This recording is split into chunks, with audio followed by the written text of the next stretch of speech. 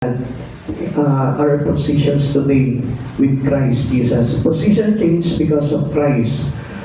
Ano na po ba yung talagang kalagayan po natin? Ano po? Ito yung magandang pag-aralan po natin. Kasi masyadong very close na po talaga yung ating panahon po ngayon with Christ Jesus. Kaya kailangan po natin malaman ano na po ba yung talagang kalagayan po natin. And Christians today, wala po silang awareness doon sa mga bagay na yun. Basta yun, lagi po sinasabi po sa inyo na nakakapagsimba ako, nakakapag-pray ako, nakakapakinig ako ng salita ng Diyos, pero ang tanong po dito, ano na po ba yung ating positions or yung kalagayan po natin ngayon sa buhay po natin ngayon? Okay, pag-aralan po natin yan.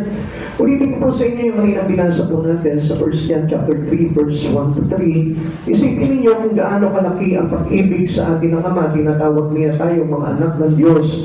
At iyan ang totoo. Ito ang dahilan kung bakit hindi tayo nakikilala ng mga makasanlibutan, hindi nila kinikilala ang Diyos. Mga minamahal, sa ngayon tayo yung mga anak na ng Diyos, ngunit hindi pa nahahayag ang magiging kalagayan natin.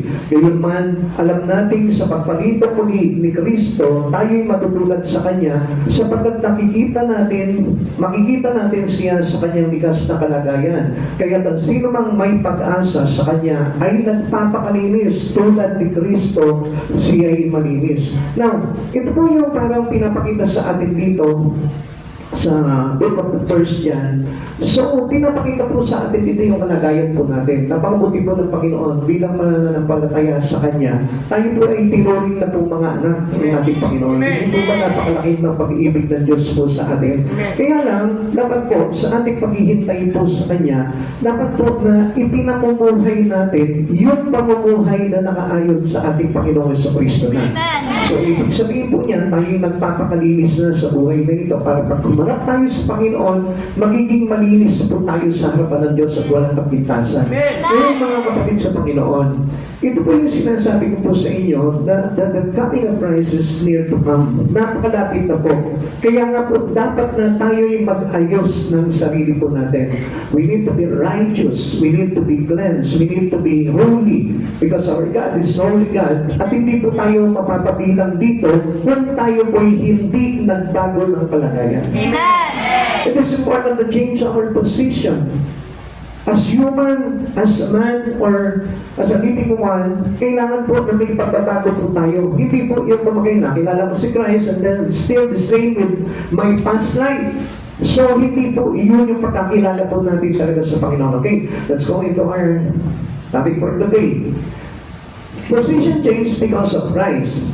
The bracket of the study of this book of 1 John, mayroon pong kahalagahan po ito, pero mahalagang bagay po tayo makukuha po dito. There is, sabi po natin na there is bracket for us as a Christian na matutugunan po talaga dito sa aklat po ng 1 John. Now, ano po ba itong sulat na ito? Para kanino po ito? This letter is to greet to all Christians, for us. Kaya po isimulan po ito para tayo po ipaalalahanan at turuan ng mga bagay-bagay po sa buhay pananampalataya po natin para na sa ganun magkaroon po tayo ng awareness sa mga false teaching, sa mga maling katuruan at to discern it. Para makita po natin yun. Kasi hindi po lahat na nagpapahayag, hindi po lahat na nagsasabi Panginoon ay mga totoo po talaga mga Kristiyano. Kaya nga si Pablo po mismo sinabi po sa ating dito na kung saan naging problema niya rin po yung mga huwad na mananampalataya. Sapagkat alam niyo po ba, mahirap po na mabilang po tayo sa mga huwad na mananampalataya. Minsan, without awareness, hindi natin namamalayan na tayo po pala yung mga false Christian. Kaya tayo po ipagpantay po maigi at mag-aaral po mabuti ng salita ng Diyos dahil without knowing the Bible, I tell you, we can easily be deceived. Amen. Kaya nga po, mas mainam na ilapit po natin, ibabad natin yung buhay po natin sa ating Panginoon sa Kristo, or else tayo po ay magiging lang ng kaway. And supposed to be, alam po natin, malapit na po talaga dumating ang Panginoon, at alam natin, yung deceiver is nag-e-effort po talaga, nagdo-double time po talaga siya para i-deceive po tayo. Yung mandaraya ay mas lalong mandaraya po yan. Kaya mag-ingat po tayo mga Kristiyano na tagasunod ng ating Panginoong Jesucristo. Now, ito pong first John na ito ay sinulat din po ito para doon sa mga tinatawag na worldly Christian. Now, sabi po ng 1 John chapter 2, verse 15 to 16, sino po ba itong mga worldly Christian? Huwag ninyong ibigin ang sanlibutan o ang mga bagay na nasa sanlibutan. Ang umiibig sa sanlibutan ay hindi umiibig sa Ama. Obviously, pinapakita po sa atin dito, sa aklat na ito, na kalimitan po kasi, marami po mga Kristiyano ngayon, they take Christ Jesus already in their life, pero still yung pamumuhay nila, hindi mo mabanag sa kanila, yung pamumuhay sa kabanalan. Why? Because they're still focusing their life into the Word. Nandito pa rin po sila nakatuon. Kasi ang gusto po talaga ng Lord, something that changed into us. A whole change in our life. Yung buong pagbabago po sa atin. Kaya hindi natin pwede. I-please yung sarili natin. Basta tinanggap ko na si Kristo sa buhay ko, ano naman yung mga gawin ko ngayon, bahala na ang Diyos sa buhay ko. Come on, hindi po ganun eh. Ang sabi po ng Lord, sa verse 3 na kanina pinasa natin, kaya kung sino man may pag-asa sa Kanya, ay nagpapakalinis tulad ni Kristo, siya ay malinis. Inaayos natin at pinapaayos natin yung buhay natin sa Panginoon. Then, verse 16 na sabi dito, ang lahat ng nasa sanlibutan, ang pagdanasa ng laman, ang pagdanasa ng mga mata, ang mga pagmamalaki sa buhay na ito ay hindi nagmumula sa Ama kundi sa sanlibutan. And we know the God of this world. Alam natin na hindi po ang Panginoon, kundi si Satan ako because they corrupt everything in here. Kaya nakapag po tayo, nakapokus pa rin po tayo dito sa mga bagay sa sanlibutan na ito, nakokorrupt din po tayo nitong kamalian na ito. And supposed to be, kala po natin, God will please us accordingly doon sa pamumuhay natin sa mundong ito. Never. He cannot please us according to dating pagkatao natin, dating pagbubuhay po natin. Hindi tayo ipiplease ng Lord. He want to change us. He want to transform us. God wanted to change our mind, our spirit, everything on us. Gusto ng Diyos na baguhin po tayo doon. Kaya nga pinapaalalahan niya yung po itong mga tinatawag na worldly Christian. Kaya tayo po yung maging aware po dito. At ito po ay nagtuturo po sa atin, ito 1 John, the book of 1 John was teaching and written for the backbiter. Marami po sa panahon po natin, even in all Christian, nagkalat po yung tinatawag na backbiter. Yung bang kakagating ka ng patalikod, yung bang sisiraan ka ng patalikod, marami po yan. And this caused a havoc in this church. Alam nyo, kaya po nagkakaroon ng kaguluhan sa mga church. This because of the tactic of Satan. Yun po yung pag-atake ni Satanas sa mga gawain, kaya tayo ina-aware din po dito sa book of John na ito. Sabi po ng 1 John chapter 3:14, nalalaman natin lumipat na tayo sa buhay mula sa kamatayan sapagkat iniibig natin ang mga kapatid. Ang hindi umiibig ay nananatili sa kamatayan.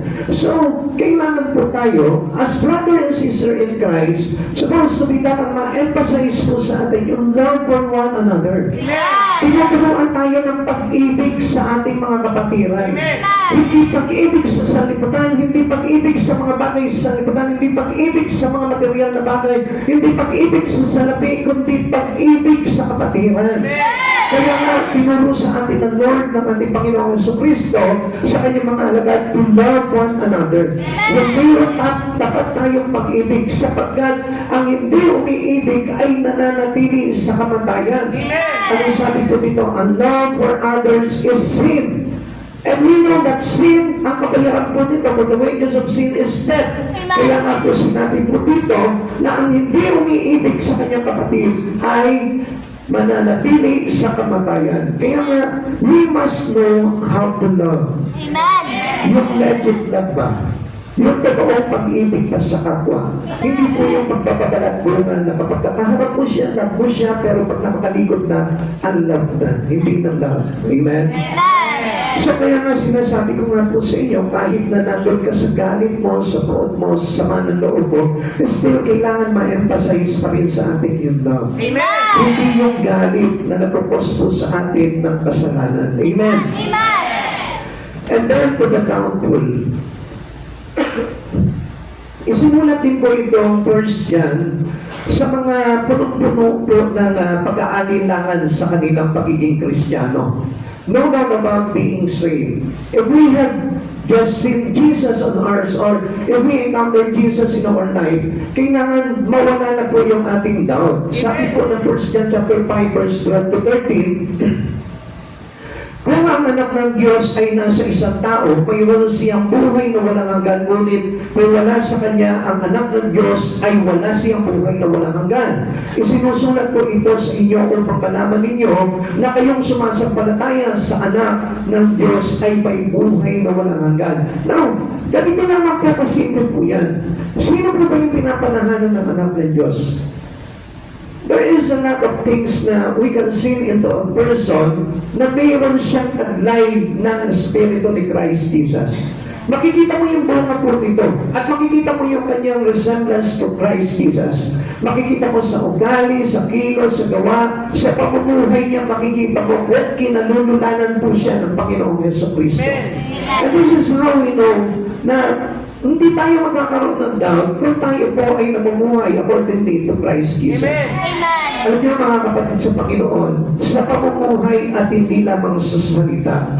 Sapagkat marami po na nagsasalita lamang po sa pamamagitan ng mga natutunan po nila, pero hindi naman po nakikita sa kanilang pamumuhay. Amen. Kaya nga po, full of doubt po sila dahil ganit po yung klase ng kanilang pagpapasamuhay o paggawa pagdating po sa mga bagay na kanilang naririnig sa Panginoon.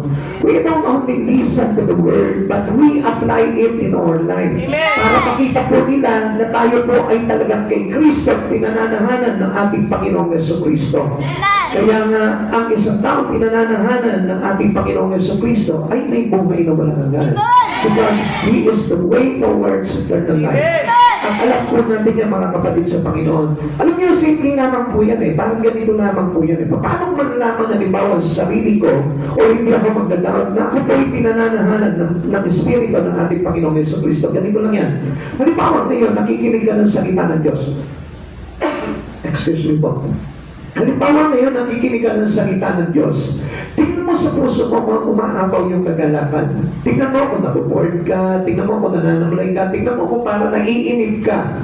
Alam nyo, kahit na sino po yung nagpapahayag ng salita ng Diyos, kapag ka nasa iyo si Jesucristo, makikita mo, lumulukso yung iyong espiritu at tuwa sa galak. Dahil nararamdaman mo, kumukunik yung espiritu mo sa Kanya eh. You will meet together in the Spirit of Christ. At makikita mo, ikaw mismo, parang lumalakas yung espiritu mo, hindi nanghihina. Because there is power in listening to the Word. Because the Word of God is powerful. Kaya nga, hindi tayo magkakaroon ng doubt. Doon pa lang makikita natin na ginalululanan tayo ng Panginoon. Kaya, why don't you see your seatmate today? Tingnan mo. So obviously, makikita mo, mababanaag mo sa kanya kung kinalululanan talaga siya ng Espiritu ng Diyos. Makikita mo, banayan yung kanyang mukha, maamo, at hindi ba parang hindi siya? Hindi ba parang galit na galit siya? Parang puno ng utang.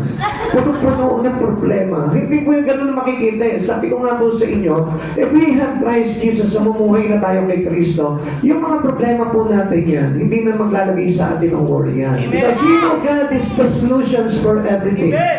Alam po natin yan. Kaya kahit wala kang pera, masaya ka pa rin ngayon. Alam niyo po, marami po mga Kristiyano, doubted po sila dahil nakatingin po sila into material things. Diba? Kung may Diyos ako, di sana mayaman ako. Kung may Diyos ako, di sana meron ako ng lahat ng bagay. Doubtful sila. Hindi nila alam, yung blessings ng Lord ay hindi naman po nakabase po talaga dito eh. Amen. Ang blessing ng Lord, yung nakikita kanya, actively gumagawa ka sa Panginoon. Actively nagpapuri ka palagi sa Panginoon. That was the real blessing from God. Kaya hindi makukuha sa ito, hindi mananakaw sa ito. Kaya kung tayo nagkakaroon ng doubt, is because doon tayo nakabase. Dahil sinasabi natin, kung talagang nandiyan na sa akin si Jesus, at bakit nito, mahirap pa rin ako. Pero mayaman naman ang Espiritu. Okay, kaya marami po tayo matututunan po talaga sa aklatan dyan eh. Okay. The first John is the letter of love and judgment. Kaya titignan po natin, nandun pa na ba sa pag-ibig ng Diyos o nandun ka pa rin sa pagiging hatulan ng Panginoon? Kaya we must be aware. Every Christian must be aware of it. Dahil ang pagtuturo ng Panginoon po na ito, para makita po natin yung sarili po natin kung tayo po ba ay under the love of God or under judgment. Amen.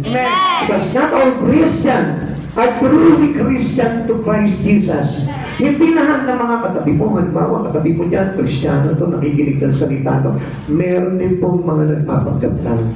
And I tell you the truth, kapag ka ikaw ay totoong Kristiyano, you don't miss a little single things in the words of God.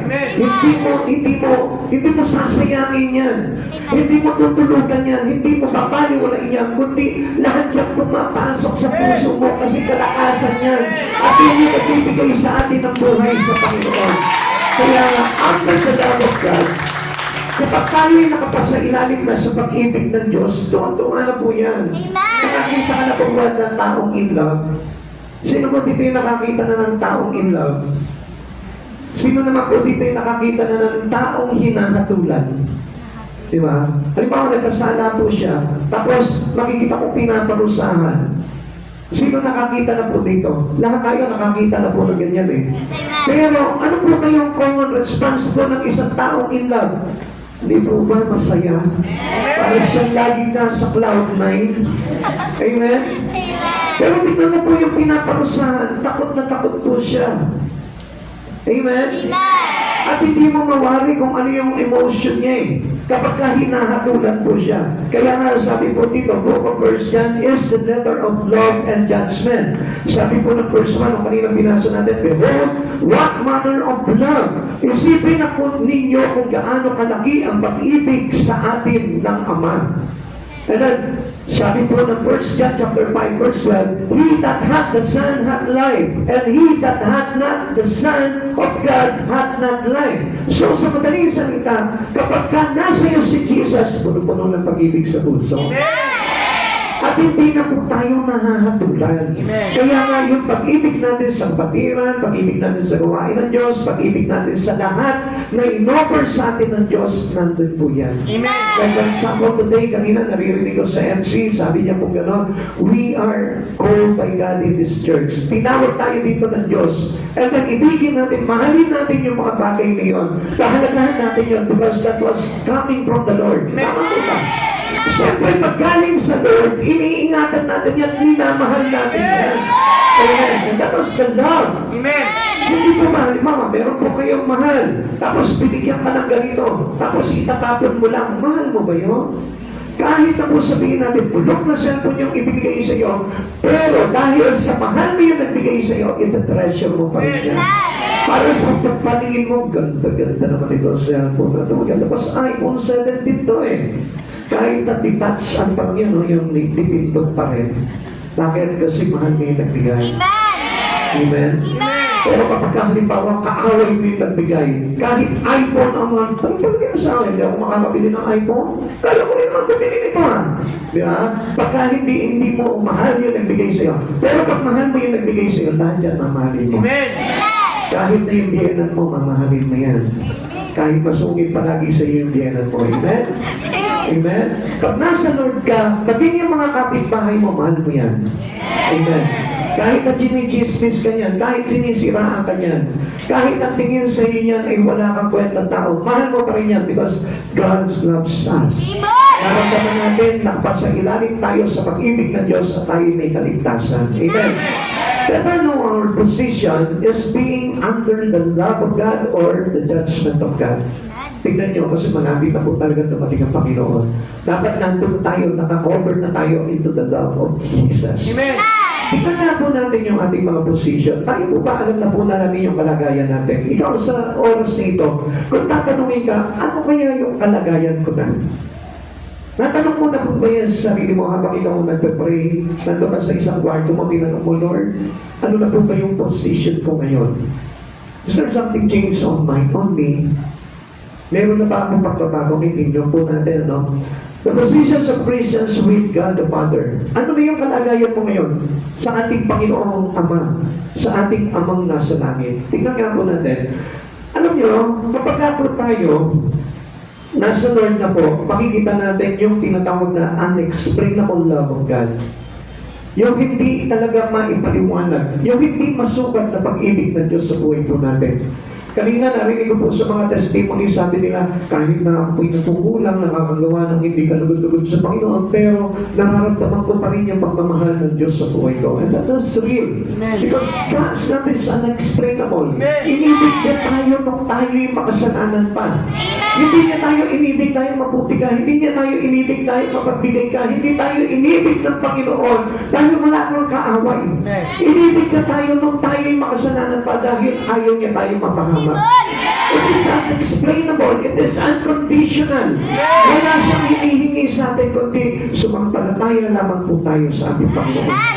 Alam niyo po, kapag tayo po'y totoong sumusunod sa Panginoon, mayroon po tayo nung tinatawag na hindi mapaliwanag na pag-ibig ng Ama. Na kung saan makikita mo, bakit ganito? Na hindi ko naman deserve talaga na maligtas, pero sinesave ako ng Lord.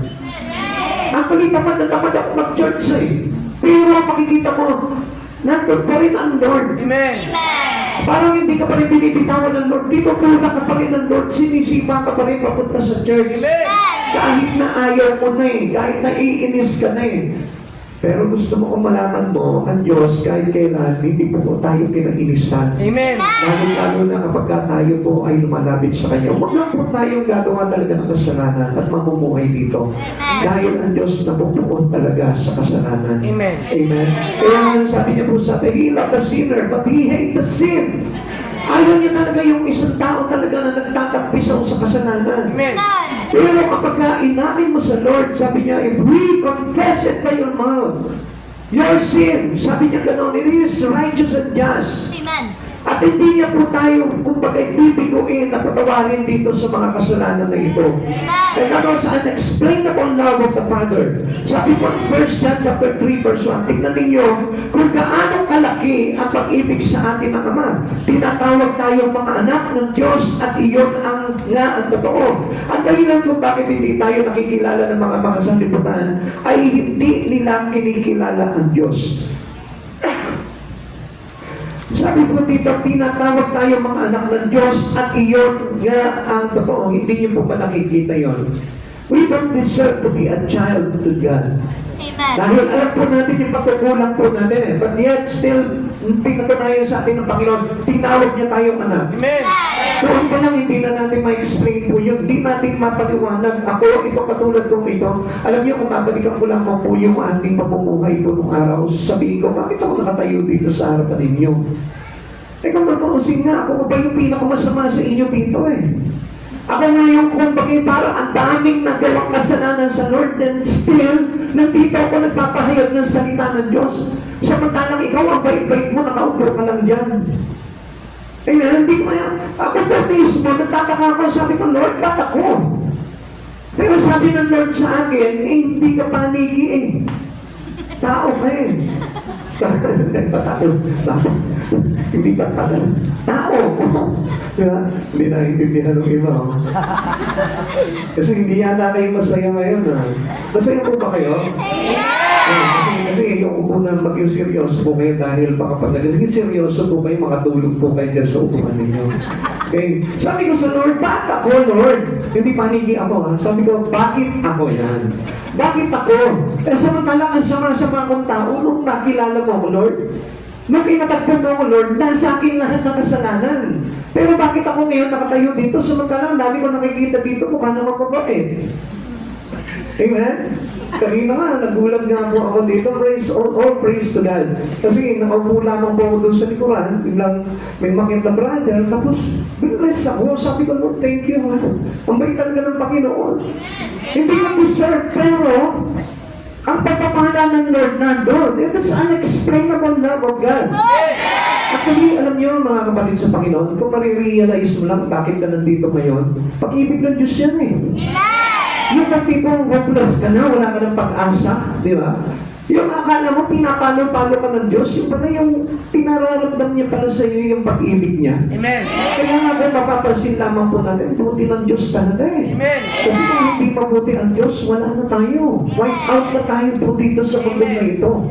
Kaya doon pa lamang, napansin mo, last week wala ka dito, absent ka, pero ngayon, nandito ka ngayon. Pag-ibig ng Diyos po yan. Yung tipong nakikita ng Diyos, tapat yung aking anak na ito pero anak pa rin ang tawag sa'yo. Amen? Tinawag ka pa rin, itinuring ka pa rin niya, binilang niya pa rin na ikaw ay anak niya. Amen. Kahit na kulang-kulang tayo sa mga bagay sa pagsunod sa Kanya. Ang laki ng pag-ibig ng Diyos sa atin. At hindi po natin masusukat yung pag-ibig na yun. Na kahit na sabihin mo, mayroon pang itapat sa iyo itong mundo na ito, hindi mo dapat pinagpapalit ang pag-ibig ng Diyos. Amen. Alam niyo, minsan nga, nagkasala po ako sa Panginoon. Sabi ko, Lord, siguro hindi mo na ako mamahalin. Siguro magagalit ka na sa akin, pero alam niyo, ginawa ng Lord sa akin. Pinagdalman niya pa rin yung pag-ibig niya sa akin. Nung isang umaga na nagde-devotion po ako, nagpe-pray po ako, pinaiyak po ako ng Panginoon. Sabi niya, kayo naman kasi na mawalay ka sa akin Pinarapat niya sa akin yung pag-ibig niya. Sabi niya gano'n, anak, alam mo, sa totoo lang, ganito kita talaga kamahal Kasi nagtataka po ako, sabi ko gano'n, bakit ang ginising ng Panginoon isang umaga na yun? Tapos dinala niya ako sa CR, sabi niya gano'n sa akin, kinausap niya po ako ng masinsinan. Wala po akong ginawa, kundi umiyak lang ng umiyak. Yung pala kinukomport ako ng Lord. Sabi niya, lahat tayo may pagkakamali. Lahat tayo nadadapa. Pero lagi natin tandaan, hindi solusyon na tayo'y madapa at hindi na bumangon. Kundi ang solusyon po diyan, tayo po'y manumbalik sa Panginoon. Amen. At iparamdam din po natin sa Panginoon how we love God in our life. Amen. Kasi ang Lord talaga, unexplainable talaga. Hindi natin talaga maipapaliwanag yung pag-ibig ng Lord po sa atin. Kaya tayo naman, kailangan iparamdam natin na marunong sa ating kalooban yung pag-ibig natin sa Lord. Amen. Huwag natin ipagpalit ang Panginoon sa kung anong bagay. Amen? Dapat lagi natin pilitin ang Diyos sa buhay po natin dahil ang Lord na ito, dapat we must know that our position is already changed. Dahil sa pag-ibig ng Diyos Ama sa buhay po natin, dapat maramdaman natin na tayo'y binabago ng pag-ibig ng Ama. At hindi na po tayo kumbagay nakasalig pa rin po sa pag-ibig ng sanlibutan na ito. Christians are children of God. We are all children of God. And we must know that. Pero ang tanong po dito, how to become a child of God? Paano po ba tayo talaga maging mga anak ng Diyos? Sabi po na John chapter 1 verse 12, subalit ang lahat na tumanggap at sumampalataya sa Kanya ay binigyan niya ng karapatang maging mga anak ng Diyos. Grabe ang Lord talaga, no? Yung pag-ibig ng Diyos, napaka-konti lamang yung kanyang kondisyon. Amen. Hindi nga natin masasabing kondisyonis ng Lord po sa atin ito Ang sabi niya lang, tumanggap at sumampalataya sa Kanya, binigyan na ng karapatang maging mga anak ng Diyos. Paano po kaya kung sinabi niya, gusto ko maging katulad ka ng aking bugtong na anak, magpapako ka rin sa krus. Grabe ang Lord, Ang ibig niya lang sa atin, sumampalataya ko sa aking bugtong na anak. Amen. Manampalataya ka, tanggapin mo si Yesu Kristo. Dahil ang sabi po sa atin ng verse niyan, ang sino ang pinananahanan ng anak, ay pinananahanan ng Ama. Amen. So, mapapansinin po natin mga kapatid sa Panginoon, doon palang nakita na natin ang dumi-dumi natin, Ang dami natin pagkakasala. Pero still, tinuring tayo mga anak ng Diyos. Bakit? Because of the unexplainable love of the Father. Hindi niyo napansin? Pinilit at sinikap ng Panginoong Jesucristo na manahan sa puso mo. Samantalang araw-araw ang laman ng puso natin, galit, buo, tinggit, sama ng loob sa kapwa, masasamang mga nakikita natin sa araw-araw. Samantalang, sige pa rin ang Panginoon. And supposed to be is a holy God. Amen. Gusto ko na maintindihan niyo po itong bagay na ito. Ikaw nga kung minsan kapag marumi yung kwarto mo, ayaw mo na tulugan Pero ang Panginoon, lumag-log pa rin sa puso mo kahit na nakita niya pagkarumi-rumi ng puso natin. Na kahit na may rejection tayo sa Kanya dito sa puso na ito, pero pinili niya pa rin na maupo at manuklog at tirahan yung iyong puso. Because He wanted the true healing.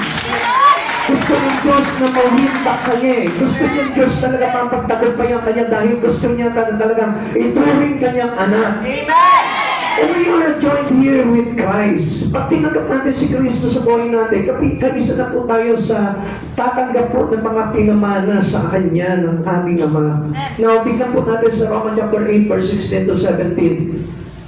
Dahil mga anak po tayo ng Panginoon, tayo po ay naging tagapagmana na rin. Ang Espiritu na nagpapatotoo kasama ng ating Espiritu na tayo yung mga anak ng Diyos. At yamang mga anak, tayo yung mga tagapagmana ng Diyos at kasama tagapagmana ni Kristo. Sapagkat kung tayo yung kasama niya sa pagtitiis, tayo yung mga kasama niya sa kanyang kalwalatian. Alam nyo, ang gusto na lamang naman ng Diyos na tiisin po natin, hindi katulad ng pagtitiis niya eh. Ano po ba yung pagtitiis na gusto mangyari sa atin ng Panginoon? Yung pag tayo tiisin natin yung buhay na hindi tayo mapabilang sa mundong ito. Amen. Yung buhay na mga kasalanan, yung buhay na mga santiputan, yun lamang po yung titiisin natin. And supposed to be, it is easy for those who receive Christ Jesus.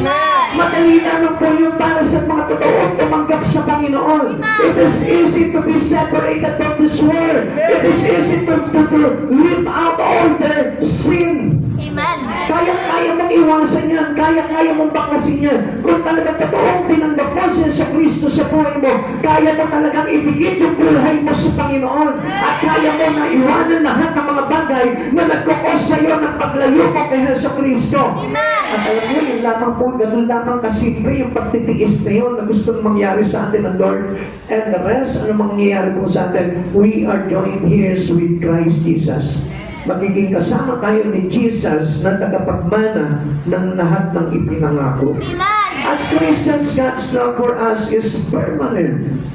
Mananatili po ito sa atin. Hanggat ang Diyos nakikitaan tayo ng pag-asa, hanggat ang Diyos nakikita na buhay ka, tumihinga, ang Diyos mananatiling iniibig tayo. Amen. Kaya lang alam nyo, tayo na rin po kasi yung gumagawa ko minsan nakikakapahamak natin.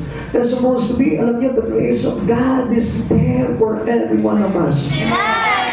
Nandun na po yung habag at biyaya ng Panginoon ibigay na sa atin. Kaya lang kung minsan, di ba, sabi ko nga po sa inyo, isisimba mo na lamang po ng araw ng linggo, ayaw mo pa. Ganun lamang po, kadali po yun.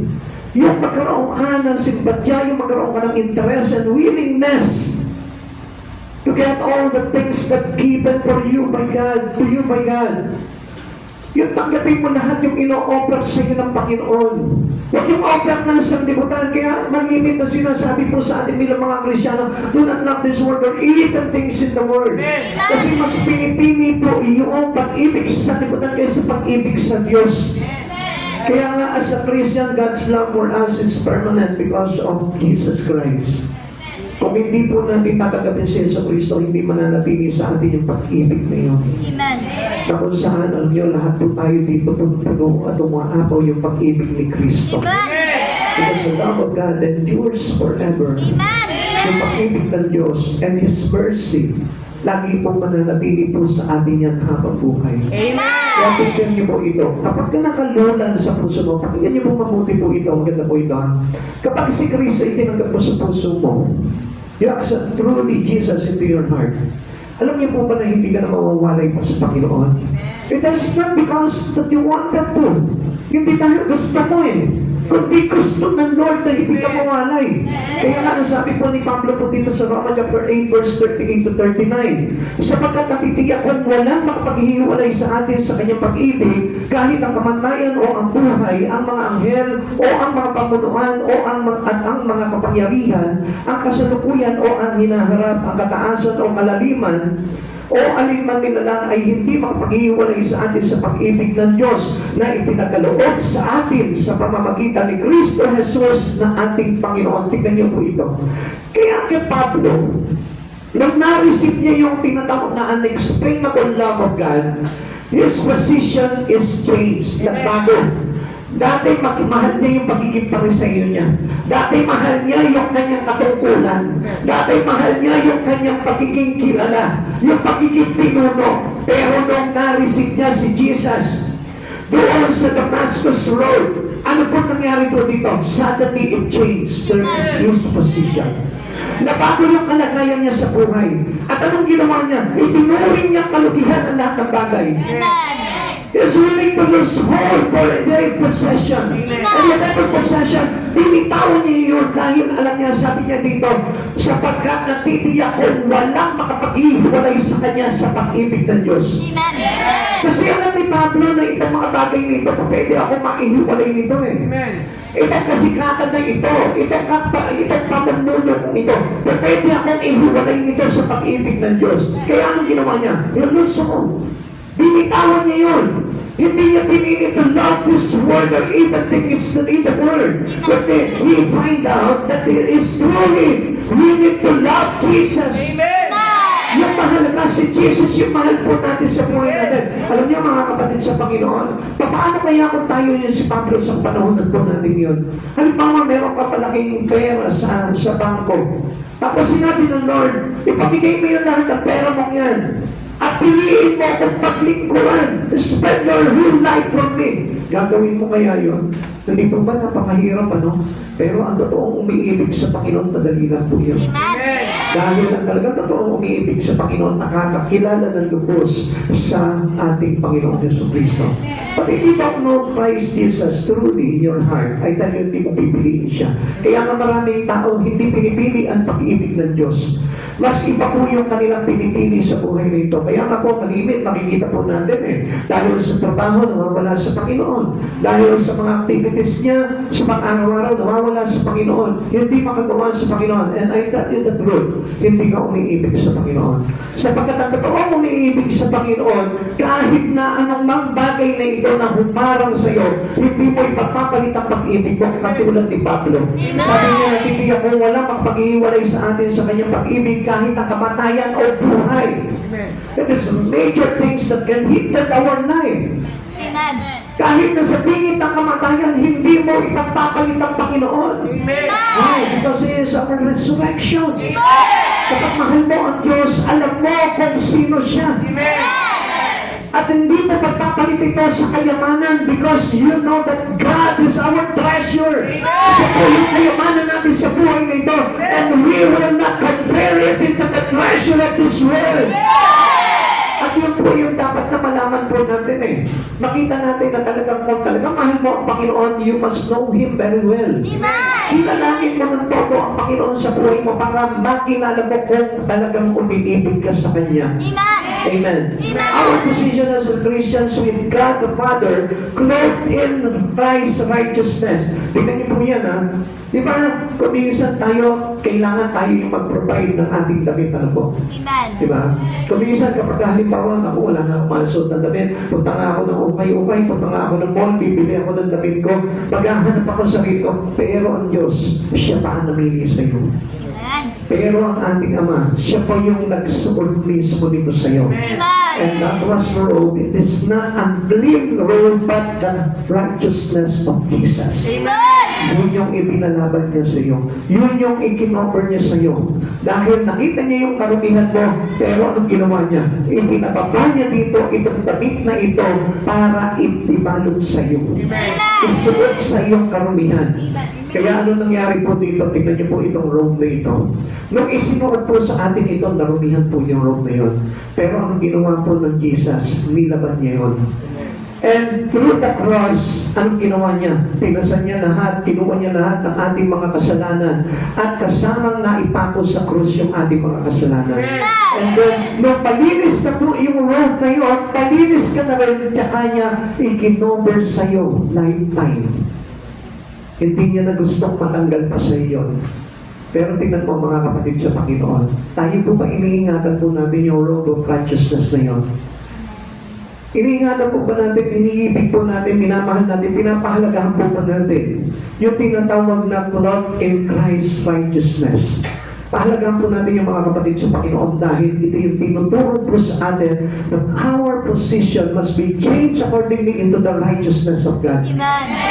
We are not Christians to be unrighteous. Dahil kung papansinin po natin, dapat tayo tumatayo na po talaga tayo sa katwiran at sa pagiging matuwid ng ating Panginoong Jesucristo. Sabi po ng 2 Corinthians chapter 5 verse 21, hindi nagkasala si Kristo ngunit alang-alang sa atin, sila'y itinuring na makasalanan upang sa pakikipag-isa natin sa Kanya ay maging matuwid tayo sa harap ng Diyos. Galing ano? Amen. Kung minsan, alam niyo, pag pinagnilayan mo talaga itong mga salita ng Diyos na ito, mamamangha ka eh. Imagine yung kalagayan natin. Tapos yung kalagayan ni Jesus. Pagkalinis-linis nitong Diyos na ito, pagkabanal-banal, tapos tayo kung sino lang tayo. Pero, inihandog niya pa rin yung sarili niya para lang linisin tayo. At tayo po yung kumisa nagpapalaki sa Kanya. At sinasabi natin, bahala ka dyan, Lord. Basta ako, enjoy ako sa mundong ito, come on. Dapat nga tayo yung mahiya sa Panginoon eh, Lord, nakakaya itong ginagawa ko ito, nililinis mo na ako, pero tinatakbuhan pa kita, iniiwanan pa kita. Kaya alam niyo, habang nakasuot po sa atin, si Kristo, tayo po ay pinagiging matuwid ng ating Panginoon. Amen. Kaya hindi niyo po napapansin, habang Kristiyano ka, habang ikaw ay naglilingkod sa Panginoon, hindi mo napapansin, inipilit kang iniiwas ng Lord sa mga unrighteous things, sa mga unwanted things, sa mga unwanted spirit. Inikalamiyo ka ng Panginoon at pilit niya na itinutuloy yung buhay mo. Amen. Pero si sandali na tumitaw ka sa Panginoon, anong pinipili mo? Yung kasamaan ulit ng mundo. Yung karumihan ulit ng mundo. Kaya nga, this is how we recognize us. If we have a changed position already with the Father. Kaya mga kapatid sa Panginoon, doon pala makikita na po natin yung kalagayan natin eh. At malalaman po natin, tayo mismo mapapag-aralan po natin yung sarili natin na ako ba'y talagang tumanggap na sa Panginoong Jesucristo? Am I a child for God? Ako ba ay kasama na sa mga anak ng Diyos? Doon parang makikita na po natin yung kung tayo po ay nabihisan na Amen. ng kasuutan mula sa ating Panginoong Jesucristo. It is permanent. Mananatili po sa atin yan hanggang gusto mo. Pero ikaw lamang po yung maghuhubad niyan. Kapag ka nawala sa iyo si Kristo, for sure, huhubarin mo yan. Dahil hindi mo na magugustuhan na maging matuwid kung ayaw mo na sa Kanya. Kaya pansinin mo mga kapatid sa Panginoon, minsan naidap ka, no? May mga binigay sa iyo na something itong pinamahal mo. Hindi mo ba lagi mong sinusuot yan, lagi mong iniingatan yan, lagi mong parang nire-reminis yung mga bagay-bagay na yun. Ito yung time na nandun kami sa parke, binigyan niya ako ng singsing, binigyan niya ako ng kwintas, binigyan niya ako ng damit, na jologs. Pero gusto ko pa rin ito kasi mahal ko siya eh, di ba? Meron yung binigyan ka ng polong green, tapos asul na sapatos, pulang pantalon, pinirma mo pa rin. Kasi lang mo pa talaga siya eh. Hindi mo hinuhubad, proud ka pa rin. Ang taas pa rin ang tingin mo, gwapo ko dito eh. Kasi ganda nitong aking nagbigay nito ng mahal na mahal ko eh. Tuwa ka. Pero nung nag-ahoy kayo, parang itong bibigay niya, naalala ko, jologs. Sino anong malaga? Ganun tayo minsan sa Panginoon eh. Kaya nga po minsan, alam nyo, ang pagmamahal natin sa Panginoon, hindi jologs. Amen? Hindi ka nahihiya na ipagsigawan siya sa madla. Hindi ka nahihiya na mag-church ka palagi. Hindi ka nahihiya na, ano pa naman yan, Jacob? Napaka-poor naman yan, Jacob na yan. Dito ako, may gato eh. Di ba? May gato eh. Minsan pinipili natin, sumasabay lang tayo sa agos, pero ang gusto talaga ng Lord, doon ka naka-design eh. Amen. Kaya never choose accordingly to you, to your own. Choose whatever God wanted for you. Yun ang dapat kapiliin natin dahil yun yung pag-ibig ng Diyos. Huwag ka magtaka, sabi ko nga po sa Panginoon, Lord, bakit hindi ako kasing galing ng mga nasa mega church? Sabi niya, hindi naman kailangan magaling eh. Pare-parehas naman lahat yan eh. As long as totoo ang puso mo sa Panginoon, love ka ni Lord. Amen? Amen? Gusto po natin na pumigil ang Panginoon sa buhay po natin. Dahil hindi niya tayo pinili sa kagalingan natin, pinili pa nga tayo ng Panginoon dahil outcast tayo eh. Dahil wala tayong kwenta eh. Kaya nga gusto niya na bigyan ng sa-isa yung buhay natin. Kaya be proud. Amen. Kung ano yung binigay sa'yo ng Panginoon, maging proud ka na po niya. Amen? Kaya huwag ka na maging mapaghanap pa dahil yung pag-ibig ng Panginoon sa atin, napakalaking blessing na yan. Kaya lang alam niyo po, marami po mga Kristiyano ngayon, hindi maintindihan yung pag-ibig ng Lord eh. Ang pag-ibig ng Lord na tinitignan po nila, eh yun doon sa mga bagay-bagay sa buhay po natin. Pero tingnan po natin ito. Because of Jesus Christ, we have all this spiritual blessing. And this is the important blessing that we ever receive in God. Ephesians chapter 1 verse 3. Purihin ang Diyos at Ama ng ating Panginoong Jesucristo, pinagkalooban niya tayo na lahat ng pagpapalang espiritual na nagmumula sa langit dahil sa ating pakikipag-isa kay Kristo. Yun ang dapat na makita natin. Yun sa pakikipag-isa natin sa Panginoong Jesucristo, we are having all this spiritual blessing. Huwag ka na magtampo sa Panginoon, Lord. Nakakainis naman kasi, Lord, eh. Bakit ito lang ang pera ko, eh? Hindi tuloy ako makasabay sa karamihan, Lord, eh. Naghihiya tuloy ako, Lord. Wala man lang ako maiambag sa church, eh. Eh, ano? Basta ang importante, solid yung pag-ibig mo sa Panginoon. Ang mahalaga doon, ikaw mismo yung puso mo talaga busilak pagdating sa pag-ibig mo sa Panginoon. Okay? Let's find out. Ano po ba itong mga spiritual blessing na ito na tinanggap natin sa Panginoon? Tingnan po natin dito. The spiritual blessing mentions in Ephesians chapter 1 verse 3. Ito yung sinabi niya, no? Include elections to holiness. Pinili tayo para maging banal. Adoption as God's children, pinili po tayo tinanggap ng Panginoon para maging mga anak niya. Redemption from sin, pinubos po tayo sa kasalanan. The indwelling of the Holy Spirit as a seal. Nagkaroon tayo ng tatak ng ating banal na Espiritu Santo and an eternal inheritance. Meron po tayong tatanggapin, mamanahin doon sa kanyang buhay na walang hanggan. These blessings are entirely spiritual, eternal in nature, and are received by believers through their connections with Christ, not through worldly possessions or circumstances. Yung mga katotohanan yan. Amen. Hindi po yung mga hawak natin yan. Mayaman ka, hindi pagpapala ng Lord yan eh. Although, exceeding grace ng Lord sa atin yan, pinpala ka dito. Pero, ang totoong pagpapala ng Lord, yung meron ka dito mga bagay nito. Meron kang kabanalan, meron kang tinatawag na kabilang ka sa mga anak ng Diyos, meron kang tinubos sa iyong pagkakasala, meron kang banal na Espiritu Santo na tatak ng iyong pagiging isa kay Kristo, and an eternal inheritance. Ibig sabihin, magmamanap po tayo ng buhay na walang hanggan. Kapatid sa Panginoon, yan yung true blessing. Amen. Kasi ako nang itatak niyo po yan. Di ka man mayaman, pinagpala ka ng Panginoon kasi nandito ka ngayon. Amen. Nakikinig ka ng salita ng Diyos, tinuturoan ka ng Diyos, sapat na yun para pinagpala ka ng Lord. Amen. Ikalawa, let's find out our position kung tayo po yung nagpagitna ng kalagayan. The positions of Christians in the world. Ano na po ba yung magiging kalagayan natin dito sa mundo ito? Better to check out. Para na sa ganun makita natin, baka mamaya kaisa pa ko ng mundong ito eh. Tingnan po natin mabuti ano po, para nang sa ganun makita natin kung ano na po talaga yung kalagayan natin after receiving Christ Jesus in our life. Sabi po ng 1 John chapter 3 verse 1 ulit, tingnan ninyo kung gaano kalaki ang pag-ibig sa atin ng Ama, tinatawag tayo mga anak ng Diyos, at iyon nga ang totoo, ang dahilan kung bakit hindi tayo nakikilala na mga makasanlibutan ay hindi nila kinikilala ang Diyos. Dapat we are separated already to the world. Amen. To the unbelievers. Amen. Wala na po tayong kaugnayan sa kanila eh. Ang kaugnayan na lamang po natin sa kanila ay ipaabot sa kanila na kailangan nila si Kristo para maligtas sila. Amen. Christians are peculiar people. What does it mean? Iba na po tayo dapat eh. Hindi na tayo katulad nila. Amen? Hindi na po tayo katulad ng mga makasanlibutan na walang Diyos, walang pimpuling Diyos, walang sinasapaw, walang pinagliling ko ng Diyos. Ang sabi ng Tito chapter 2 verse 14 na naghahandog sa kanyang sarili upang palayain tayo sa lahat ng kasamaan at linisin tayo upang maging kanyang sariling bayan na masigasig sa paggawa ng mabuti. Ito na po tayo dapat ngayon. Ito na yung kalagayan natin, that we are free from evil, cleansed by Him, for Him tayo nilinis para sa Kanya, and diligent in doing good. Amen. Yung tayo po ay nagiging lingkod na po niya. Amen. Gumagawa na, may kasipagan na pagdating po sa Kanya. Amen. Now, tayo rin po, accordingly dito sa mundo ito, anong kalagayan natin? Persecuted people na po tayo. Hindi ba yung parang kinatutuwaan ka pa ng sanlibutan na ito? Alam niyo, nakatandaan ko kanina, kinukwento ko sa kanila.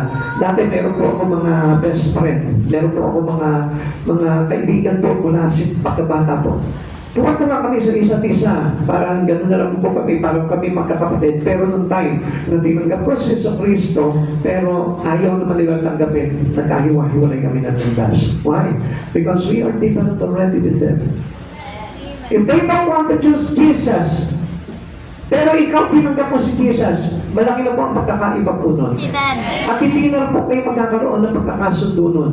Hindi ka na nila makikilala katulad ng dati, kilala ka nila. Sabi po ng John chapter 15 verse 20, alalahanin ninyo ang sinabi kong ito, walang aliping higit kaysa kanyang Panginoon. Kung ako'y inuusig nila, uusigin din nila kayo. Kung sinusunod nila ang aking sinabi, susundin na rin nila ang inyong sinasabi. Alam niyo, dati, all favor, binibigay sa akin ng mga kapatid na mga kaibigan kong yun. Pero nung time na nagbigay ako sa Panginoon, nandun yung kumagay parang they mock me. Lagi nila akong tinutuya, lagi nila akong inaasar, lagi nila akong pinagtatawanan. Pero I really choose God in my life. Sabi ko, kung ayaw nila sa akin, ang Diyos gusto naman ako. At yun yung pipiliin ko. Tayo kung minsan pinipili pa po natin yung sarili natin sa mundong ito. Which is, hindi na po yun ang kalagayan po natin. And supposed to be, dapat hindi na tayo kilala ng sanlibutan. Kaya mapapansin mo natin, once we accept Christ Jesus, naglingkod tayo sa Panginoon, parang kinamumuhian na tayo ng tao, pinagbibirihan na tayo ng tao. Kapag halimbawa nag-preach ka dyan sa labas, pinagtatawanan ka, inaasar ka, iniinis ka nila, tinutuya ka nila. Kasi bakit? They don't know Christ. Amen.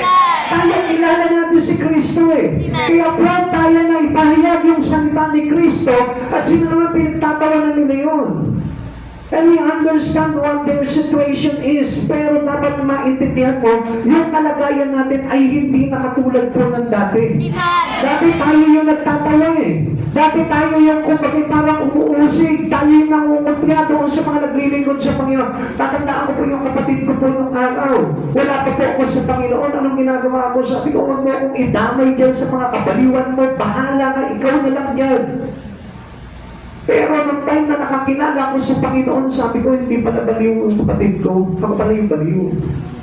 Kasi yung sinasabi kong kabaliwan na kay Kristo, yung palang totoong kabaliwan yung wala kay Kristo.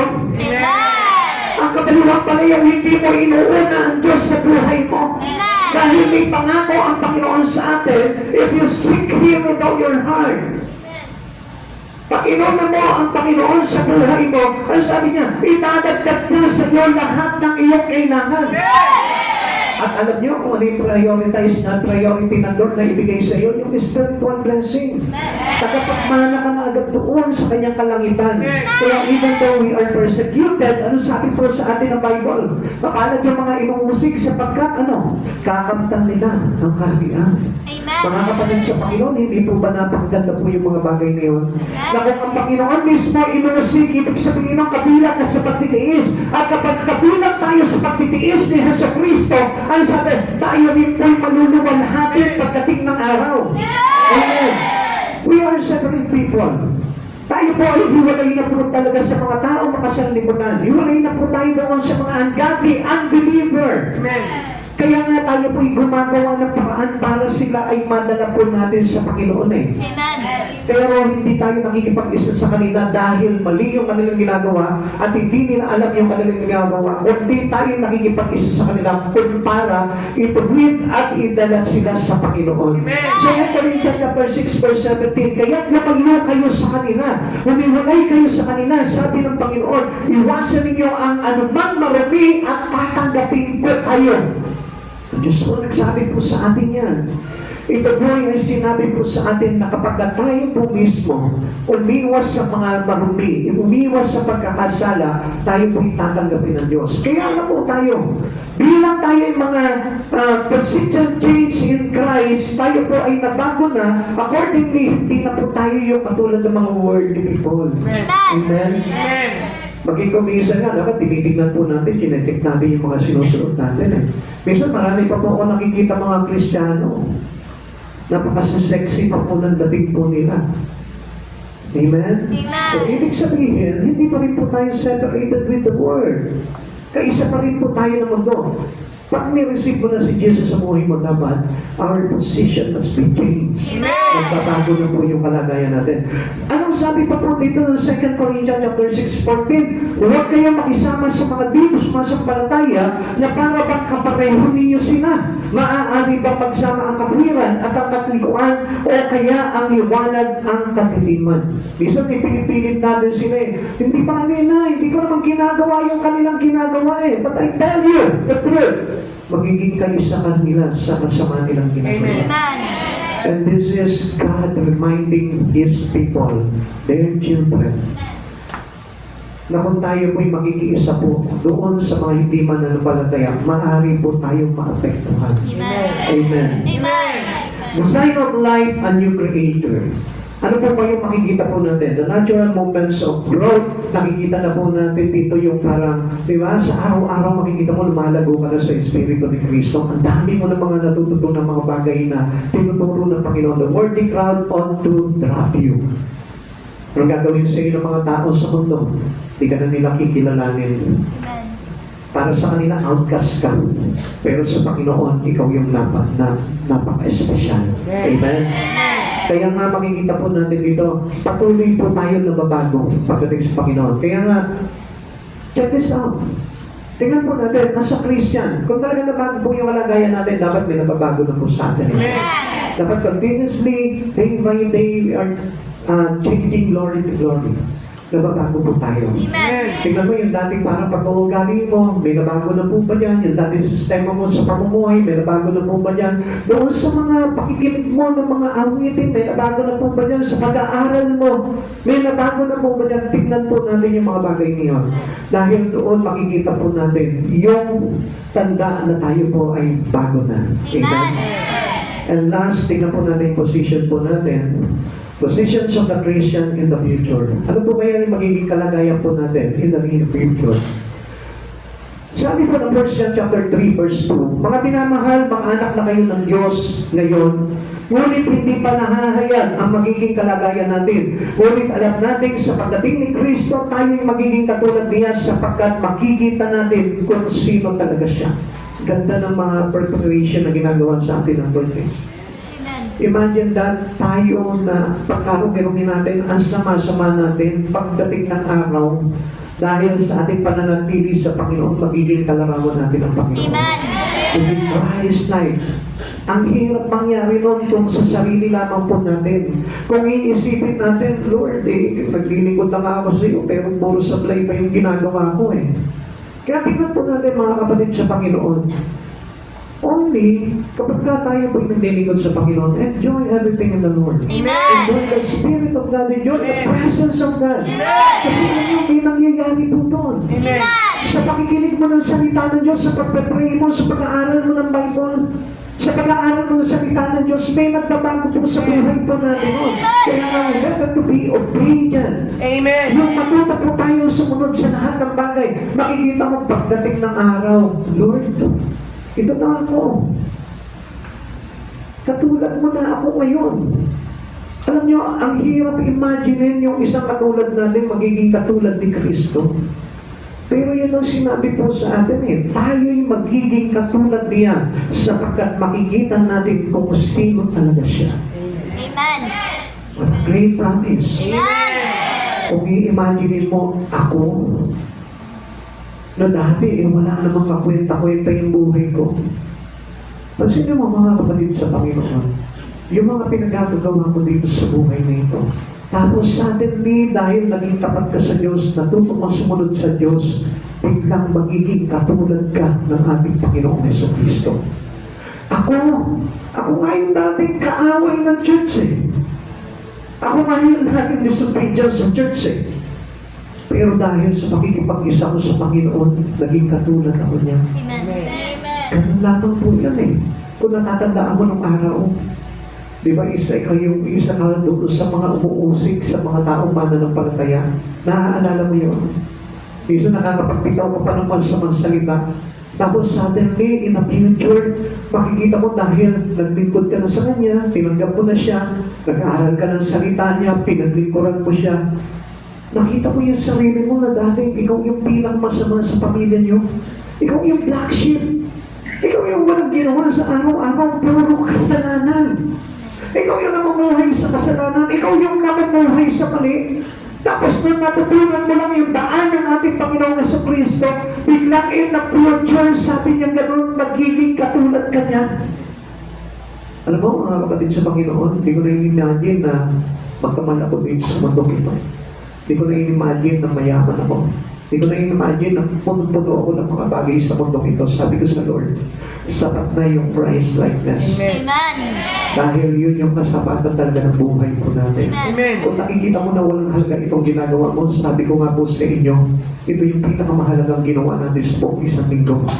Kung halimbawa, Sunday na ibigay mo sa Panginoon at sa buong mahal, sa buong week na yun, ito lang yung nagawa mo, alam mo kung ano yung pinakamahalagang nagawa mo sa buong isang linggo, ito, yung pagsama mo sa Diyos. Amen. Dahil ito yung magtutulak sa iyo pagdating ng araw para maging kalarawan ka ng Panginoon. Amen. Kaya nga, alam niyo, kung talagang naiintindihan natin itong mga bagay na ginagawa po natin ito, baka sabihin mo, sana Lord, hindi lang Sunday ang pagsamba, sana Monday to Sunday, Lord. Sana every hour, Lord, may pagsamba. Kasi nakikita po kasi natin yung ganda ng sanlibutan eh. Kaya nga naaakit po tayo eh. Pero kung nakikita po natin palagi si Yesu Cristo sa buhay natin, maaakit tayo sa Diyos. Amen. At makikita mo, hindi mo siya ipagpapalit sa kahit na anong gawain mo. Amen. The age of fear and failing hearts, it will come. Ito yung kinakatakutan po na marami. Yung pagdating ng araw. Kaya nga kung minsan, hindi nila alam yung pananatili nila kay Yesu Cristo, pumapawi ng takot. Pero hindi niyo po ba napansin dito? Kapag halimbawa pumapasok ka sa eskwela, pumapasok ka sa trabaho, sa hanap buhay mo, may takot ka eh. Puno ka ng takot eh. Sa pagpapamilya mo, may takot ka eh. Marami, kahit anong bagay sa buhay natin, may takot. Pero gusto ko malaman mo, pag naging Kristo ka, papawiin yung takot mo. Amen. Dahil because He is our great hope. Amen. Siya po yung malaking pag-asa sa buhay natin.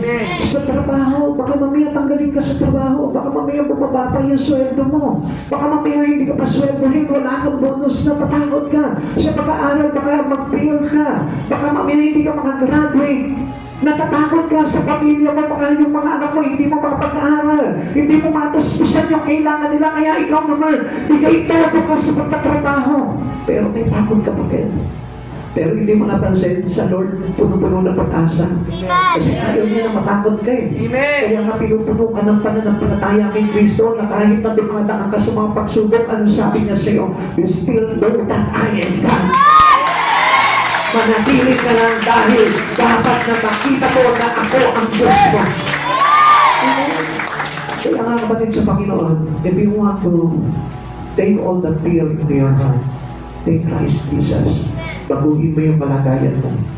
At hayaan mo na yung maging kalagayan mo ay kalagayan na nabago kay Yesu Cristo. Huwag mo ipagpapalit yung mga bagay ngayon. Sabihin mo kung kikita ka ng malaki ngayon. Sabihin mo sa lahat ng bagay ngayon. Sabihin mo na maligaya at masaya ka sa buhay na ito, sa mundong ito. One thing I tell you, darating yung nakakatakot na pangyayari sa buhay mo without Christ. Amen. Pero kapag nandiyan si Kristo sa buhay mo, dumating man yung mga nakakatakot na yan na kinakatakutan mo, it will easily by God. Tatanggalin sa iyo ng Panginoon yan, aayusin ng Lord yan dahil ang Diyos na ito, even you walk into the valley of death, you will no fear. Hindi ka matatakot because you have our Almighty God. Amen. Kaya kapatid sa Panginoon, maaari ngayon, natatakot ka kung ano yung mga bagay na karasasapitan po ninyo. Alam niyo po ba, man's desire to know the future. Gusto niya na nga alamin, ano kaya mangyayari sa akin sa future? Maganda kaya? Come on, mag-isip ka. Sabi ng Biblia, mabuhay tayo bilang mga matatalino. There's no assurance in your study. Amen. There's no assurance in your job, in your business. Amen. But I tell you the truth. Our assurance is in Christ. Amen. So, kahit sabihin ng iba, wala pag-asa kay Kristo, wala silang mananampalataya eh. Pero kapag nananampalataya ka sa Panginoong Yesu Kristo, ang laki ng pag-asa po tayo. Amen. Na yung kinakatakutan mo, hindi ka na matatakot ngayon. Dati natatakot ka, takot ka, ako, mamaya mawala ako ng trabaho. Baka mamaya hindi na ako makapasok sa school. Come on. God will give you contentment na kapag ka na-receive mo talaga yung buhay mo kay Kristo. Dati, alam niyo, ang dami nag-o-offer sa akin, ano po, bago po ako mag-pastor. Sabi po sa akin ng isang kabrother, sabi niya gano'n, mag-negosyo tayo. No? Sabi ko, I just that eh.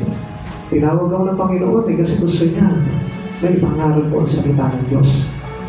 Ino-opera niya ako ng milyon. Hindi ko na matandaan kung gano'n po yun. Sabi niya gano'n, ikaw meron na tayong place na paglalagyan natin ng business para makatustos doon sa pangangailangan ng church. Sabi ko, bro, okay? Kasi God will provide. Ang Diyos ang mag-provide ito. Alam niyo, nagalit siya sa akin. Sabi niya, bro, dapat dito tayo nag-mission eh. Sabi ko, this is my place. Pero doon ako tinawag sa Pangasinan eh. Kaya doon ako. Ang Diyos, doon ako tinawag eh. Punta kahit na mahirap, kahit na sariling bulsa, okay lang sa akin. Kasi yun yung totoong patawag sa akin ng Lord. Baka mamaya mag-business tayo dito, bro. Sabi ko gano'n, makalimutan ko yung papapastor ko. Baka mamaya ma-enjoy ko yung kita. Baka hindi na ako maglingkod sa Panginoon. Siguro kung ginarap ko yung opportunity ng mundo na yun, baka siguro hindi na ako nakapagpatuloy sa pagpapastor. Pero how great I have God in my life. Amen. Dahil doon ko nakita na na-overcome ko yung fear. Alam niyo, dati tinatakot kami pag-asawa palagi. Wala pang gatas si Francesca.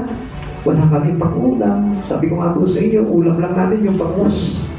Yung bangus na chichirya. Yung piso isa. Sasaw-saw lang namin sa suka, may kanin kami, okay na. Maligaya na kami noon, pero natatakot kami. Naku, wala tayong 5 piso ngayon, wala tayong pangkain.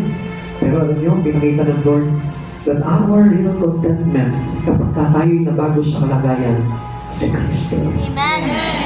Masisiyahan ka na. Kahit na wala kang trabaho, kahit nakapos ka sa mga ganito, basta may Kristo ka sa buhay mo, magugulat ka, may darating na blessing. Amen. And I praise God dahil siya yung pinili ko. Hindi ako magkakaling ng pinili dahil my God is permanent. My God is eternal. And I know that God never leaves me nor forsake me. At siya po yung Diyos na pipiliin ko magpakailanman sa aking buhay. Minsan sinubok pa po ako ng Panginoon. Sabi niya, sinubok pa po ako ng kaaway. Sabi ng kaaway sa akin, tatanggalin ko yung pamilya mo. Inalis niya sa akin yung aking asawa, yung aking anak. Pero sabi ko sa Lord, because ikaw yung Diyos na pinili ko, Lord, ikaw ang may control dito. After a week, binalik niya sa akin. Sabi ko na Lord, hindi mo ako titiisin eh. Kapatid sa Panginoon, tandaan niyo po ito. Pag may pinahalagahan kang bagay dito sa mundo ito, kapalit ni Yesu Cristo, pagdating ng araw, mawawala yan. Tatanggalin sa yan. Pero, pag may bagay ka na binitiwan, na mahalaga sa buhay mo para kay Kristo, pagdating ng araw, higit pa dyan ang ibabalik sa iyo ng Panginoon. Mark this word of God to you. Tandaan po natin yan. All fears can be gone. Kaya-kaya tanggalin ng Lord yan. The surest things in life, alam niyo po ba, yung ipinangako niya sa John 14. Sabi niya gano'n, aalis siya, pupunta siya sa bahay ng kanyang ama. At tayo ipaghahanda niya na matitiran. At kapag tayo napaghanda niya na matitiran, muli siya babalik. Susundin niya tayo dadalhin niya doon. That was the great promise that we need to wait in our life. Kung naglilingkod ka sa Panginoon, yun ang hintayin natin. Hindi yung laki ng sweldo mo. Hindi yung laki ng bonus na tatanggapin mo. Hindi yung promotion mo sa mundong ito. Kundi yung pangako ng Diyos. Yun ang hintayin mo. Sapagkat malaki ang pangako ng Diyos sa atin. Ang sabi niya, pagdating ng araw, bibigyan niya tayo ng tirahan doon sa kanyang harian. But the positions of unsaved compared, pinapakita po dito na napakalaking pagkakaiba ng kalagayan ng mga unsaved. Stand and just before God. Mananatili po silang wala sa katwiran ng Diyos. Popular with the word. Makikita ko, sikat pa sila. Pinahangaan, pinapalakpakan ng mundo, pero ikaw outcast ka lang. Pero sa Lord, ikaw yung the best. Amen. Future is death in hell. Pero ito pa rin yung naghihintay sa akin. Samantalang ikaw, nandun ka, kasama ka ng ating Ama, kasama ka ng Panginoon sa Kristo, masaya ka na nagpupuli sa Kanya, masaya ka ng walang hanggan. Amen? Amen. Kaya, better to choose Christ. Christ is the great position changer. Tanggapin mo siya sa Kristo. Yung totoo. Huwag tinanggap lang ng labi mo. Huwag tinanggap talaga ng Spirit at kaluluwa mo. John chapter 6 verse 37, lalapit sa akin ang lahat ng ibinigay sa akin ng Ama, at hindi ko itataboy kailanman ang sino man lumalapit sa Kanya. Kapag kami nakikita nga akong tao na pinanlalamigan sa Panginoon, ang sinasabi ko sa Kanya, huwag, dahil mapapahawa ka. Dahil ang sino man tumalikod sa Panginoon ay tatanggap ng kaparusahan. Lalo-lalo pa ang pinagtitiwalaan niya lamang ang lakas ng tao na may hangganan ng buhay. Mga kapatid sa Panginoon, better your life is under the love of God and not the judgment. Kapatid, itong oras na ito makakapamili ka dun. Baguhin mo yung kalagayan mo ngayon sa buhay na ito. Yung kalagayan na nakaangkop na kay Kristo at huwag yung kalagayan na nakaangkop pa rin sa mundong ito. Because the world will judge soon when Jesus comes. Amen. Kapag bumalik ang Panginoon at kaisa ka pa rin sa liputan ito, kasama tayong hahatulan ng Panginoon. Amen. The second coming of God is, the second coming of Christ Jesus is judgment. Hindi na po mercy, hindi na po grace. Kaya itong oras na ito, mag-isip ka. It is better for us to be under the love of our Christ Jesus. Ipasakop mo na sa pag-ibig ng Diyos sa buhay mo yan. Kahit anong kalagayan mo, hindi na pa mahalaga yan. Dahil ang Diyos, hindi tayo iiwan, hindi tayo pababayaan. If you believe, kung naniniwala ka sa Panginoon, ang dami mga tao iniwan ang kanilang paglilingkod sa Panginoon. Ang dami mga Kristiyano binitawan nila ang Panginoon sa buhay nila. Kapalit na mga pangarap lamang po nila. Pero hindi nila naiintindihan. Yung pangarap nila ay dito lamang, temporary lamang, at maglalaho din kasama ng mundong ito. Subalit ang piliin mo ang Panginoon sa buhay mo. Kailanman hindi tatanggalin sa ito. Kailanman hindi nanakawin sa ito. Kailanman hindi mawawala ito, because this is life eternal in Christ Jesus. Tayo tayo sa konsepto ng Panginoon. Pahalagahan mo ang Diyos sa buhay mo. Huwag mong panghimayanan kung ano yung mga bagay na iiwanan mo for the glory of God. Sapagkat kayang-kayang ibalik ng Diyos sa iyan kung pipiliin mo ang Diyos sa buhay mo. Seek ye first the kingdom of God and in His righteousness, and all the things shall be added unto you. Maniwala ka sa Panginoon. Mula pagkabata, walang napabalita na ang taong tapat, ang Diyos ay hindi nagpabaya at ang kanyang lingkod ay naging hampas lupa. Kapatid sa Panginoon, stand with the Lord Jesus. Be changed in your position. At dapat hindi na ang kalagayan mo ngayon ay kalagayan pa rin ng isang tao na namamayagpag dito sa lipatang ito. Huwag mong pahalagahan ang yaman ng mundo. Huwag mong pahalagahan ang kasikatan. Huwag mong pahalagahan ang titulo ng mundong ito. Kundi ang pahalagahan mo, yung kalagayan mo na kaisa ng Panginoon Jesucristo.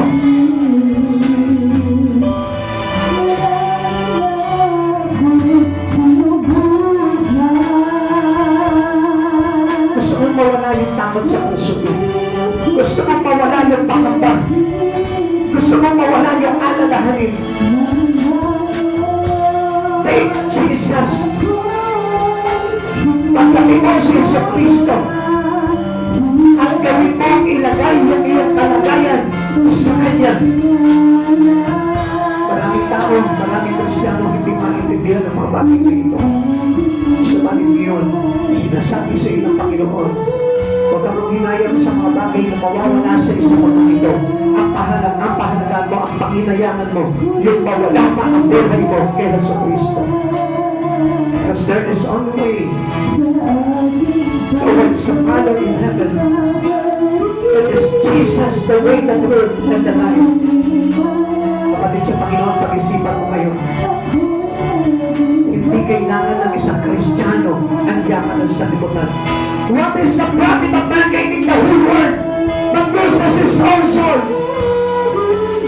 Hindi kailangan na maging mayaman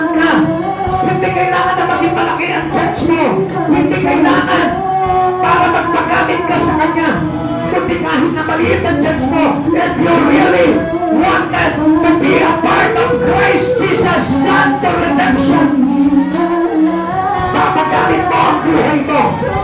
Hindi mo lilimitahan ng Diyos. Hallelujah, glory to Christ. Hallelujah. Let us worship God in your life. Pasalamatan mo ang Panginoon dahil hindi ka kinain ng kabilang ng mundo. Naglilingkod ka pa rin sa Panginoon. Nandito ka pa rin. Hallelujah, hallelujah. Oh, yakashikaya, yakashikaya. We give you praise and honor to your mighty presence, O God. No other love of a Christian. No other love of a Christian. But only Christ Jesus. Because Jesus is the love. Jesus is the Lord that saved us from hell. Hallelujah.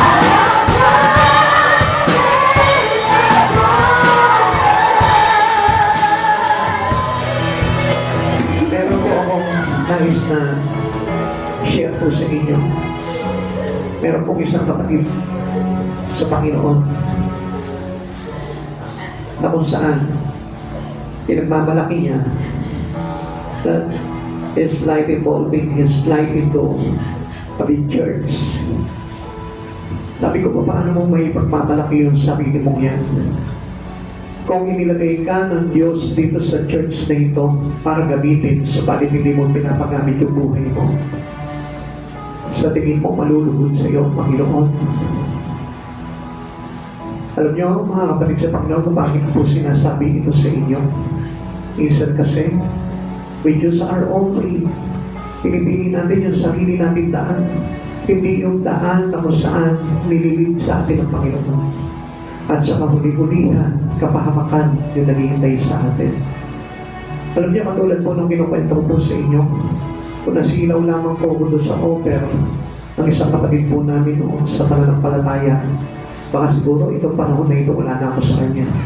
Baka hindi na po ako umabot sa paglilingkod hanggang sa panahon na ito. Alam niyo, nakita ko po na kapag gusto mong paglingkod ng Panginoon, kahit sa kapadaanin ng Panginoon, kahit sa kawalan, kahit sa mga pagsubok, piliin mo pa rin yung daan na yun. Dahil yung daan na yun ay makakitiyak ka na sa dulo nito ay katagumpayan ng buhay. Mga kapatid sa Panginoon, piliin mo ang Diyos sa buhay mo. Huwag mong ipagpapalitan, Lord. Kapag ka mayroong bagay na humahad lang sa iyo, kahit na anong bagay ito, kahit na malaking pera pa ito, piliin mo pa rin ang Diyos. Huwag ka masilaw doon kung haharang ito sa iyong relasyon sa ating Panginoong Jesucristo. Alin mo yung mga bagay sa mundo ito kung ang kapalit naman ito ay yung sarili mong kaluluwa. Alam mo, mga kapatid sa Panginoon, nakakalungkot isipin na sa panahon po natin ngayon, marami pa rin mga Kristiyano na ang pinipili yung mga bagay ng mga sanlibutan kaysa sa Panginoon. Alam niyo kung anong nakakatakot sa buhay na ito? Yung paglang dumating ang Panginoon sa mundo natin ito, muli siya magbalik. At sa pagbabalik niya, ay maiwan ka dito sa mundo ito. Paano pa ang gagawin mo? I tell you one thing, and I heard it from a man of God. Sabi niya, ulit-ulitin ko po sa inyo, do not miss the first life. Don't miss the first life. Don't miss the first life. Don't miss the first life. Every time na naririnig ko po ito, tuon sa lingkod ng Diyos na ito, sabi ko, Lord, ano na ba kalagayan ko? Dami ko pa po, Panginoon, na inaayos sa buhay ko. Not yet ready pa, Lord. Not yet ready pa. Pero alam mo, sabi ng Lord, sikapin mo. Pinitin mo. Gawin mo. Huwag ka na mag-atubili pa. Dahil malapit ang dumating ang Lord. And that words that give me inspiration. So sabi ko, Lord, kala ko wala na ako pag-asa. Kala mo, nandito na lang ako. Akala mo, this is the end of my journey in serving you. Alam niyo po ba, nakatulad niyo rin po ako, na halos malaglag. Pero, ang kabutihan ng Lord, sabi niya, di ba pinangako ko sa iyo, I will never leave you nor forsake you. Hanggat durog ang puso mo sa akin, anak, di kita pipitawan. Di kita iiwanan. Tapos nung pinag-aaralan ko ito, pinakita ng Lord sa akin yung tinatawag na unexplainable love of God. Sabi ko, Lord, kaya pala hindi ko maunawaan talaga kung ano yung ginagawa ko sa buhay ko. Grabe pala, pinapakita mo sa akin kung gaano kalaki ang pag-ibig mo sa amin. Kasi paano ko mararamdaman yung pag-ibig ng Lord kung hindi ako dumaan sa mga bagay ngayon? Paano ko mararamdaman yung pag-ibig ng Lord kung hindi ka namaan sa mga bagay ngayon? At pipiliin mo ang Diyos sa buhay mo. Paano mo malalaman kung gaano kadakila ang Diyos para sa iyo? Alam mo, ang daming nagta-turn down ng Diyos sa buhay po nila. Hindi nila naisip ang laki ng ipinakita ang pag-ibig ng Diyos sa buhay po nila. At this time, alam niyo po, hindi ko kailanman ipapalit ang Diyos na ito. Sabi ko sa Kanya, Lord, tulungan mo ako. Hawakan mo ako. Patatakin mo ako. Dahil ayoko na pumitiw sa iyo. Ayoko na bumiwalay sa iyo.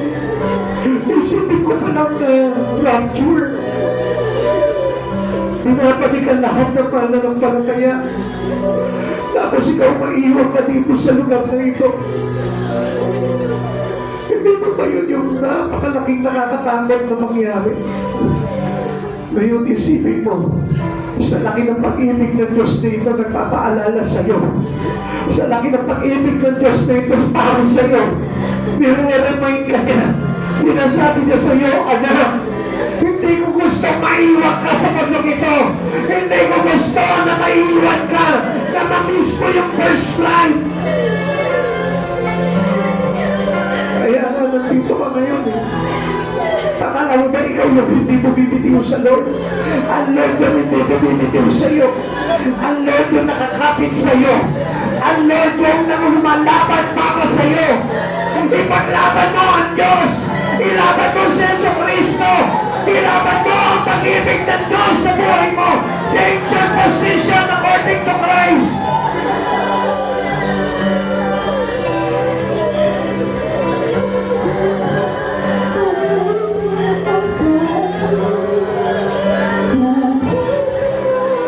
Salamat, Panginoon.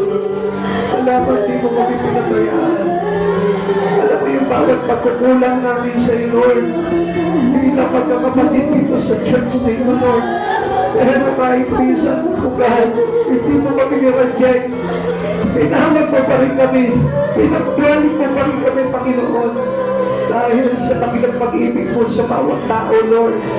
Especially sa mga nananampalataya at pumipili sa iyo, O God. Panginoon, salamat sa pag-ibig mo. Thank you that you changed my position. Salamat, Panginoon, binago mo ang kalagayan ng bawat isa. Salamat, Panginoon, inilagay mo kami sa kalagayan ng kung saan sa assurance of God of eternal life. Salamat, Panginoon Jesus. Hallelujah. Glory to you alone.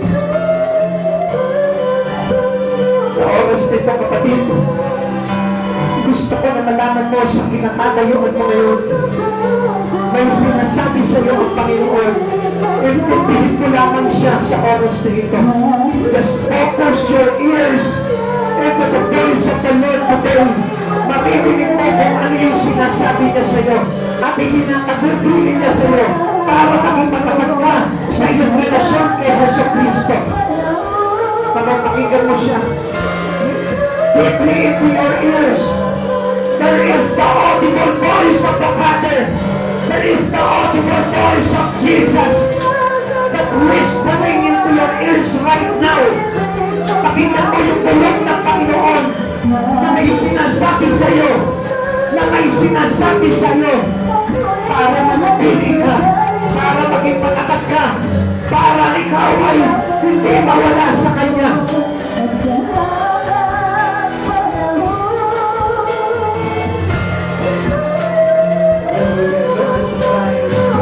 Glory to Christ, hallelujah, hallelujah. Glory to Jesus, pumihig ka, Panginoon. Pumihig ka, Panginoon Diyos. Glory to Christ, Jesus. Glory to Christ. Glory to Christ. Jesus, Lord. Pinili mo kami, Panginoon, sa lahat.